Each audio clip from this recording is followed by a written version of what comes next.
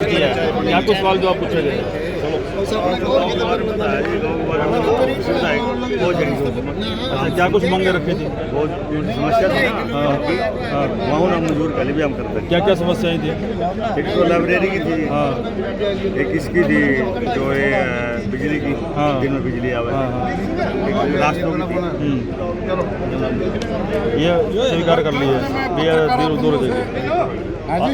क्या कुछ मनोहर लाल जी आपके गाँव में आए थे? क्या कुछ मांग रखी गई? सरपंच आ गया वैसे तो सरपंच नहीं क्या, हम तो बाहर खड़े हैं। एक जी आए थे, केंद्रीय मंत्री आए थे, क्या कुछ मांगे रखी गई है? क्या कुछ समस्याएं थी गाँव? जो मांगे रखी हैं वो सब मंजूर कर गए हैं। जैसा तालाब है हमारे ओवरफ्लो है, इनमें बड़ी दिक्कत है, उनको मंजूर करके गए हैं। और खेतों की लाइट है, जैसे खेतों के रास्ते हैं, उनको बोल के गए हैं तो जो डिमांड करी है। आपका गांव मॉडल विलेज में ले लिया, 45 गांव छांटे हैं पूरे जिले के अंदर। नहीं, हमारे गाँव तो मॉडल विलेज में नहीं है, विलेज में नहीं है। तो मांग करी आपने? हाँ, विधायक से डिमांड करी है, कह रहे हैं क्योंकि अगला जो बैच आएगा, दूसरा बैच आएगा, 45 अब ले लिए, 45 फिर आगे उसमें हाँ उसमें आ जाए। उसमें हो सकता है आपका गांव लिया जाए। हाँ तो और कोई गांव की कोई समस्या आई हो, लोगों ने कोई समस्या रखी हो अपनी? नहीं, ऐसी कोई ना ऐसी कोई समस्या नहीं। समस्या। तालाबों की और बिजली की और रास्तों की समस्या है। तालाब की क्या समस्या थी? तालाब तो ओवरफ्लो है, ओवरफ्लो है, पानी की निकासी नहीं है। एक जैसा एससी कॉलोनी है, इंदिरा आवास कॉलोनी है, उनके रास्ते कच्चे हैं, उनके क्या कहेंगे। इसमें ग्रे वाटर स्कीम में जैसे किसानों को जो ओवरफ्लो पानी है ये स्कीम में वो वो खेतों में हमारा पाइपलाइन दबा दी। दबा दी है। अच्छा, चालू है वो? हाँ, चालू है। ठीक है जी। प्रधान जी क्या कुछ कहना चाहेंगे? आज जब मनोहर लाल जी गाँव पधाना में आए थे, क्या कुछ मांगे रखी हैं और क्या कार्यक्रम है? देखिए, बड़े ही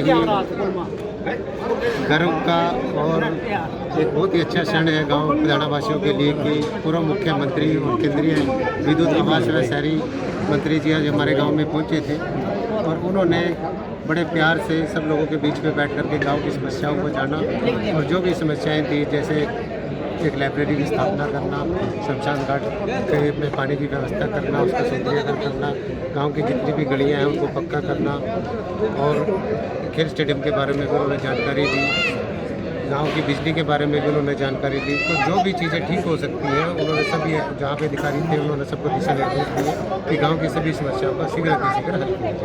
तो मैं माननीय केंद्रीय मंत्री जी का बहुत बहुत धन्यवाद करना चाहूँगा कि वो एक राजनीतिक संत हैं जिन्होंने बिना खर्ची बिना पर्ची के युवाओं को जॉब देने का कार्य किया, जिससे युवाओं में पढ़ाई लिखाई के बारे में दोबारा से जज्बा बढ़ा और ट्रांसफ़र जैसे जितने भी सरकार के कार्य थे उनमें पारदर्शिता ला करके सरकार के अंदर लोगों का विश्वास को दोबारा से पैदा किया।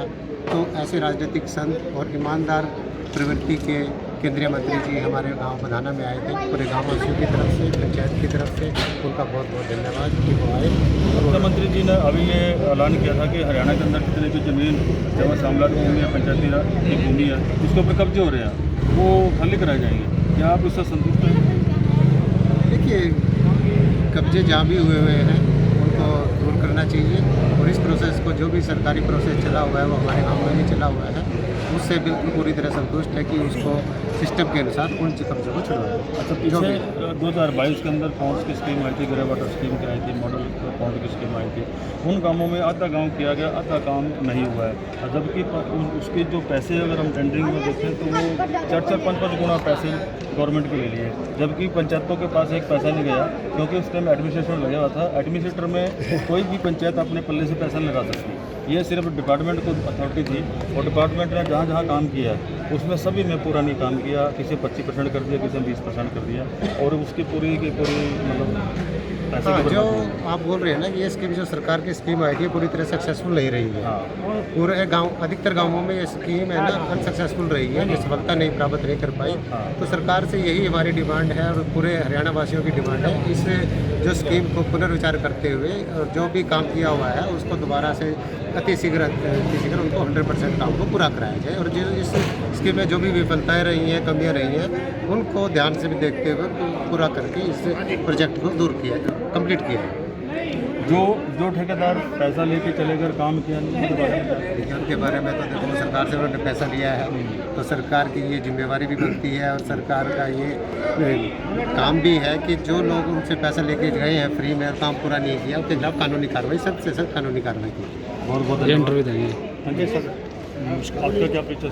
मैं अंकित शर्मा मेंबर ऑफ क्या बोल रहा है साहब, आपके गांव में ऐसे कौन कौन से कार्य रहे हैं जो अधूरे पड़े हैं, आज तक नहीं हुए, पिछले सरपंचों के टाइम में भी और मौके के सरपंच के टाइम में नहीं हुए? कार्य तो बहुत सारे हैं, जैसे पिछले 5 साल से हम ही देख रहे हैं कि हॉस्पिटल बनाया गया था वो आज तक चला भी नहीं है। सरकार का पैसा दोबारा रिन्यू के लिए आ जाएगा लेकिन उसमें अब तक डॉक्टर नहीं है। हाँ, ठीक है जी।